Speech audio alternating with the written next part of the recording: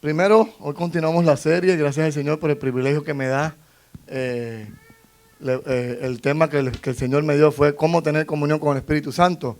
Hace 2 semanas tuve la oportunidad de compartirles una palabra y hablábamos acerca de quién era el Espíritu Santo. Y dentro de eso pudimos ver que era necesario tener comunión con el Espíritu Santo. Entonces hoy yo iba a enseñar otra cosa que tenía que ver con el Espíritu Santo. Pero a raíz de la primera enseñanza, el Señor me guió a que preparara esta. Así pues, la gloria sea para el Señor, ¿verdad? Y este es el tema de hoy, cómo tener comunión con el Espíritu Santo. Hoy le quiero mostrar rápidamente 3 formas. Realmente hay muchas, pero me enfoqué en estas 3. Fueron las que el Señor me puso para que les compartiera hoy. Y la primera es la práctica de la meditación bíblica. Suena un poquito ahí medio, nos pone a pensar, ¿no? Pero cuando usted comienza a hacer esta práctica, su vida será transformada por la verdad poderosa y aplicable de la palabra de Dios. ¿Sí? Hay personas que tal vez se sienten incómodas al hablar sobre meditación bíblica. Porque esa palabra como que meditación, mucha gente lo relaciona como con religiones orientales.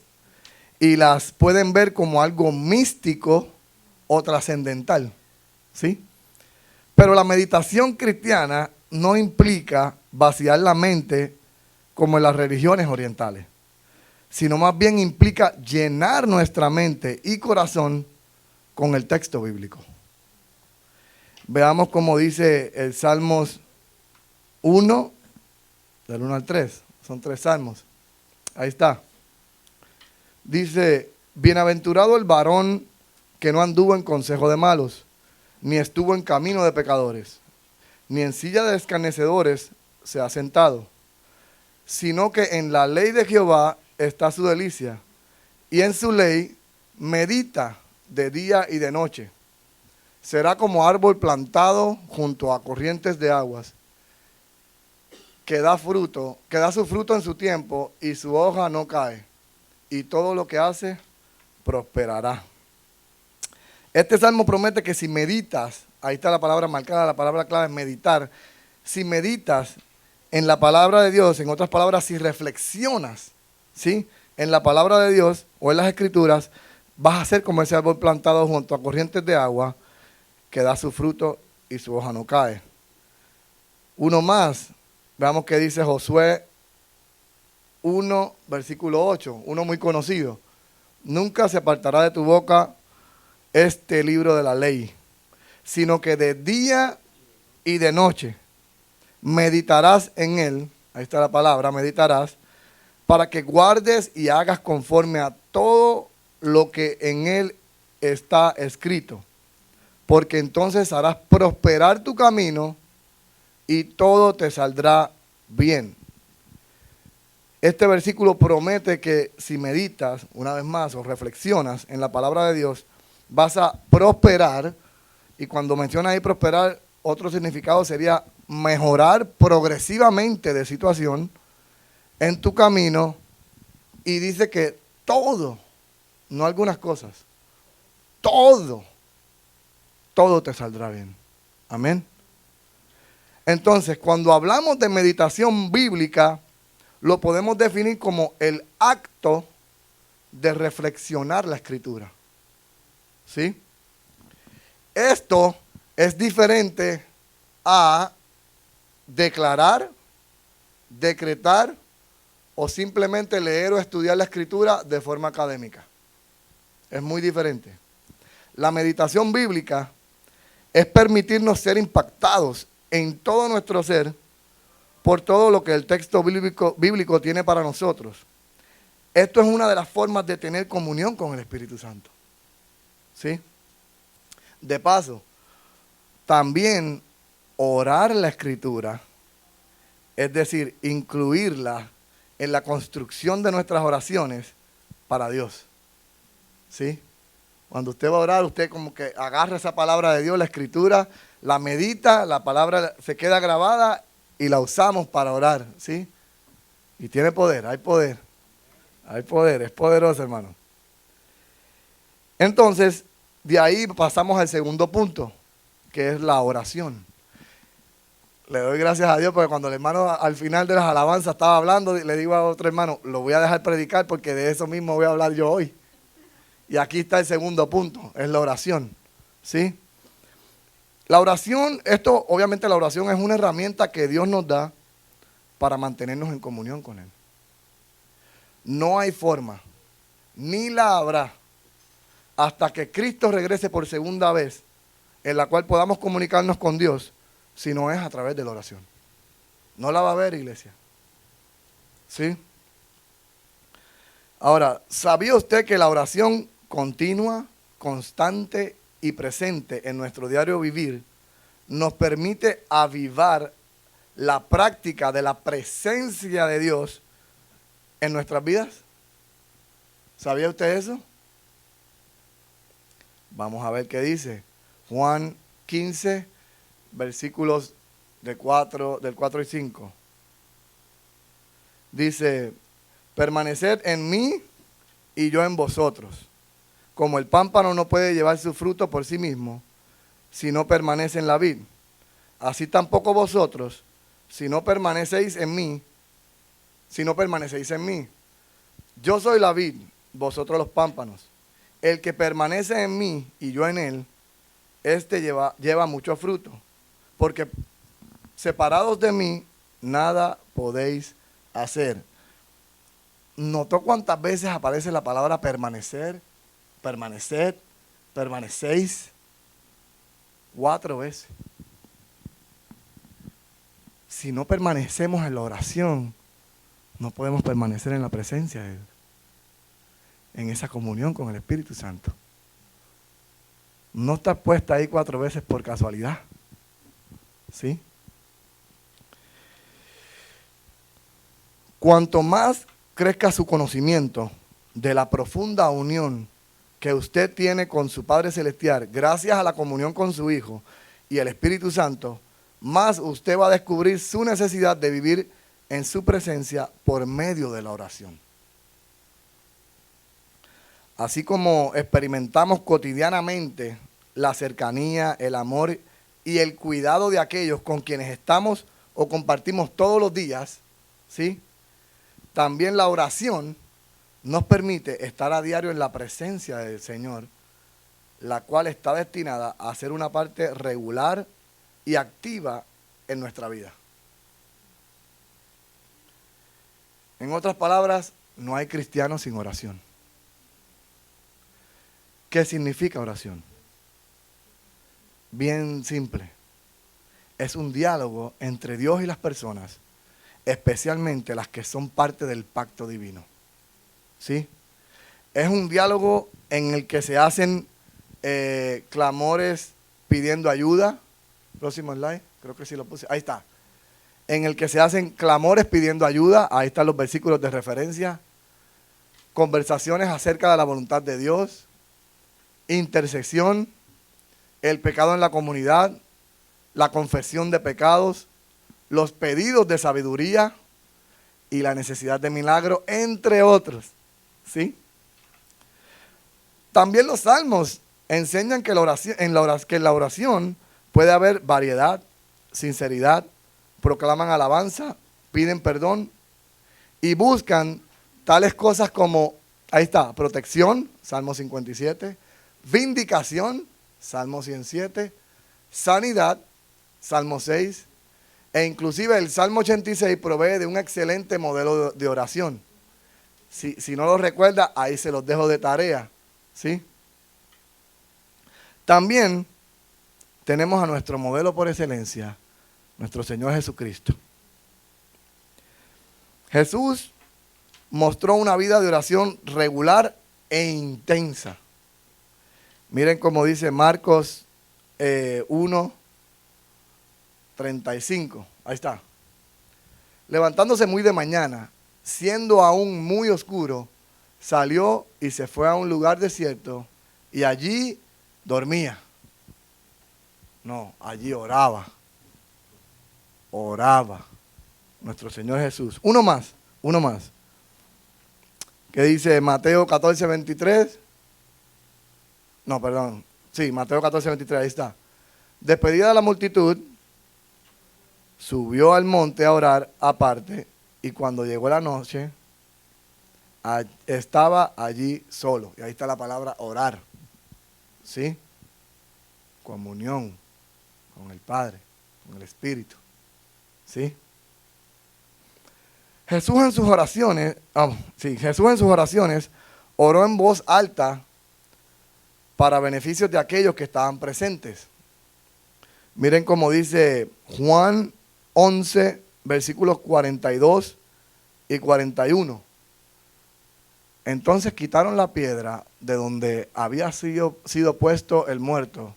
Y Jesús, alzando los ojos a lo alto, dijo: Padre, gracias te doy por haberme oído. Ya estaba orando, ¿sí? Yo sabía que siempre me oyes, pero lo dije por causa de la multitud que está alrededor, para que crean que tú me has enviado. Una oración en voz alta. Como les dije al principio, es un diálogo entre Dios y las personas, especialmente las del nuevo pacto, las del pacto con el Señor, las que han conocido al Señor, ¿sí? Pero Él escucha a todo el mundo, ¿sí? Jesús también intercedió por los primeros discípulos y por los futuros creyentes. Eso lo puede ver en Juan 17. Juan capítulo 17 puede ver ese que Jesús intercedió. Y esto no es todo. Jesús también corrigió algunos abusos y errores del concepto en cuanto a la oración. Miren cómo dice Mateo 6, versículos del 5 al 8. Y se los puse en esta versión porque así me lo puso el Señor que lo pusiera. ¿Sí? Dice: cuando ustedes oren, no hagan como los hipócritas. A ellos les encanta que la gente los vea orar. Por eso oran de pies en las sinagogas. En aquellos tiempos era en la iglesia. ¿Sí? Y en los lugares por donde pasa mucha gente.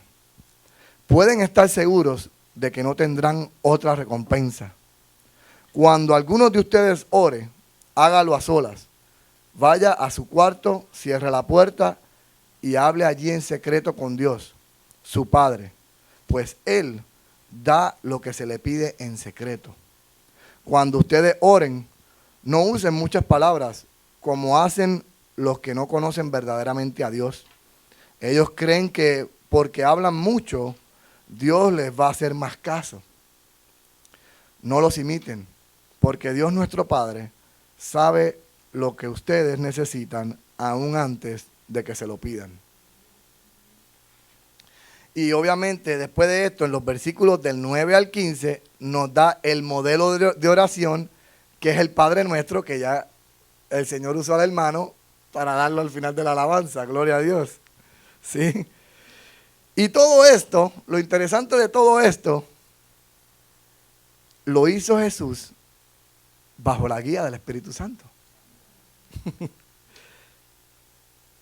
Lucas, miren lo que dice en Lucas. Aquí le tengo los versículos, Lucas 3:22, Lucas 4:1, 14 y 18. Dice el 3:22. Y descendió el Espíritu Santo sobre él en forma corporal, como paloma. Y vino una voz del cielo que decía: tú eres mi Hijo amado, en ti tengo complacencia. Esto fue junto antes de que Jesucristo comenzara su ministerio. Este fue el principio, ¿sí? Luego en Lucas 4:1 dice: Jesús, lleno del Espíritu Santo, volvió del Jordán. Cuando descendió el Espíritu, ¿sí? Descendió primero y luego estaba lleno del Espíritu Santo, volvió del Jordán y fue llevado por el Espíritu al desierto. Versículo 14. Y Jesús volvió en el poder del Espíritu a Galilea y se difundió su fama por toda la tierra de alrededor. Continuaba la presencia, ¿sí? Luego ahí mismito en el 4, el versículo 18 dice, el Espíritu del Señor está sobre mí, por cuanto me ha ungido para dar buenas nuevas a los pobres. Me ha enviado a sanar a los quebrantados de corazón, a pregonar libertad a los cautivos y vista a los ciegos, a poner en libertad a los oprimidos. Y la verdad es que pudiera seguir hablando más sobre la oración, ¿sí? Pero sin duda que es algo más que el Señor nos da para poder tener esa comunión con el Espíritu Santo. La tercera forma de cómo tener comunión con el Espíritu Santo es estar en koinonía. Y ahora sí, ¿no? ¿Qué pasó, Luis? No habla en chino aquí. No. Koinonía. Koinonía es la palabra griega que se pronuncia, si no me equivoco, es kolvia, que se traduce a koinonía y significa comunión o unión. Y es la participación unida en la fe de los creyentes que forman la iglesia. ¿Sí? Es koinonía. Este término se usa básicamente como sustantivo o como verbo en el Nuevo Testamento, siempre indicando cuán necesaria e importante es la participación o comunión de los creyentes para vivir en la fe en Cristo. Que dice Salmo 1:33. Y por favor, iglesia, pongan atención a esto, porque este versículo no lo conocemos completo en la versión de Reina Valera. Pero también el Señor me dijo, búscalo en esta versión, porque quiero que tú te grabes este versículo. El Señor me estaba hablando a mí. Y gloria y honra al Señor porque nos enseña, nos guía, nos muestra, ¿sí? Miren cómo dice esta versión. No hay nada más bello ni más agradable que ver a los hermanos vivir juntos y en armonía. Es tan agradable ver esto como oler el buen perfume de los sacerdotes, perfume que corre de la cabeza a los pies. Es tan agradable como la lluvia del norte que cae en el monte Hermón y corre a Jerusalén en el sur. A quienes viven así, Dios los bendice con una larga vida. Amén. Ahora, ¿notaron algo ahí? Más bello, más agradable, tan agradable, tan agradable. Para el Señor la comunión entre nosotros, sus hijos, es importante, hermanos. No se deje llevar por el enemigo cuando quiere hablar acerca del hermanito. Corte esos pensamientos en el nombre de Jesús. Lleve sus pensamientos cautivos. ¿Sí? Por lo tanto, debemos orar continuamente y pedirle al Señor que nos ayude a ser receptivos a las necesidades de los demás para que crezca el amor fraternal. ¿Sí? El amor entre nosotros. Recordemos que la palabra de Dios es clara cuando nos dice que si no somos capaces de amar a nuestro prójimo, a quien podemos ver, es imposible que amemos a Dios, a quien no vemos. Es claro, hermano, es claro. ¿Sí? Esto nos da a entender que para poder acercarnos a Dios, es necesario acercarnos a nuestros semejantes. Si no, ¿cómo? ¿Sí? Jesucristo nos da el ejemplo de lo que Dios demanda. Amor los unos por los otros. ¿Sí? Miren cómo dice Juan 13, 34 y 35. Ahí está. Un mandamiento nuevo os doy, que os améis unos a otros, como yo os he amado. Que también os améis unos a otros. En esto conocerán que todos que sois mis discípulos, si tuviereis amor los unos con los otros. 3 veces se repite la palabra, amor los unos con los otros. Ahora ven por qué el Señor me llevó a esto, a hablar de la oración, de la meditación y de la coinonía. Rema, se repite, ¿sí? Es importante, iglesia. Miren como dice Juan 15, versículo 12. Este es mi mandamiento, que os améis unos a otros como yo os he amado. Otra vez. Rema, se sigue repitiendo. Miren cómo dice Primera de Juan 4, versículos del 7 al 8. Dice, amados, amémonos unos a otros, porque el amor es de Dios, y todo el que ama es nacido de Dios y conoce a Dios. El que no ama no ha conocido a Dios, porque Dios es amor. Amén. Si verdaderamente amamos a Dios, es porque también amamos a los demás. ¿Sí? Si verdaderamente, ay Señor, yo te amo, Señor, yo te amo. Ay, que este hermano, que verá, que ve cómo me cae este hermano. Es que siempre anda. Si verdaderamente amamos a Dios, es porque amamos al que está al lado. ¿Sí? Si en nuestra vida no hay amor, nada somos. El amor trae consigo la unidad, porque en el mismo sentir buscaremos agradar a Dios. Nos soportaremos los unos a los otros y trabajaremos en pro de los demás, no buscando ser reconocidos delante de los hombres, sino delante de Dios. ¿Sí? El verdadero amor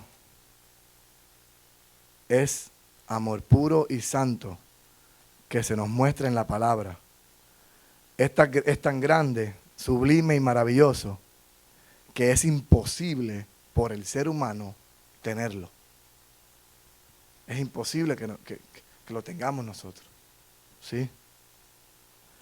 Es a través de la comunión con el Espíritu Santo que recibimos ese maravilloso fruto. ¿Cuál fruto? El amor. ¿Sí? Y es a través de ese fruto que actuaremos en pro de los demás y así seremos reconocidos como luz en medio de la oscuridad. ¿Sí? La comunión con el Espíritu Santo nos ayudará a vencer todo obstáculo que se presente y podamos vivir en armonía. Es esa comunión. ¿Sí? Ahora, ojo, no olvidemos lo que dice la palabra del Señor en Juan 10:10, que de hecho el pastor me quitó el versículo el domingo. Ahí está. El ladrón no viene sino para matar, para hurtar, matar y destruir. Mas yo he venido para que tengan vida y para que la tengan en abundancia. Amén. ¿Sí? El enemigo vino a hurtar el amor por los demás, a matar tu comunión con el Espíritu Santo y a destruir tu relación con Dios. Y no va a parar hasta que lo logre. ¿Sabe por qué? Porque usted y yo, iglesia, hemos sido hechos a imagen y semejanza de Dios. Y eso a Él no le gusta. Y no va a parar. ¿Sí? El enemigo siempre va a buscar la forma de que no estemos en comunión con el Espíritu Santo ni con los hermanos de la iglesia. Por ahí es que va a empezar. Te vas a llevar mejor con los compañeros de trabajo que con los hermanos de la iglesia, si le haces caso al enemigo. No, iglesia, no. Es tan importante esa comunión en los hermanos de la iglesia que Pablo, en la carta a los filipenses, ruega a 2 personas cristianas que se pongan de acuerdo y a los demás a que las ayuden. Miren cómo dice Filipenses 4, versículos 2 y 3a. En la versión TLA. Miren cómo dice. Les ruego a Evodia y a Síntique que ¿qué? Que se peleen, dice ahí. Ah, no, se me cayeron los espejuelos. Que se pongan de acuerdo. Pues las dos son ¿qué? Ateas, dice ahí. Ah, cristianas, cristianas. A ti, mi fiel compañero, a ti, iglesia, mi fiel compañero de trabajo, te pido que las ayudes.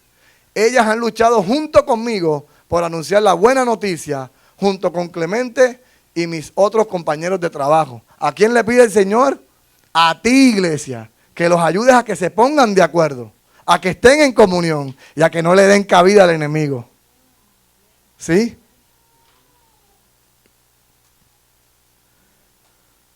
Tómese un tiempo y medite si está permitiendo que el Espíritu Santo opere en tu vida con tus hermanos y hermanas en Cristo.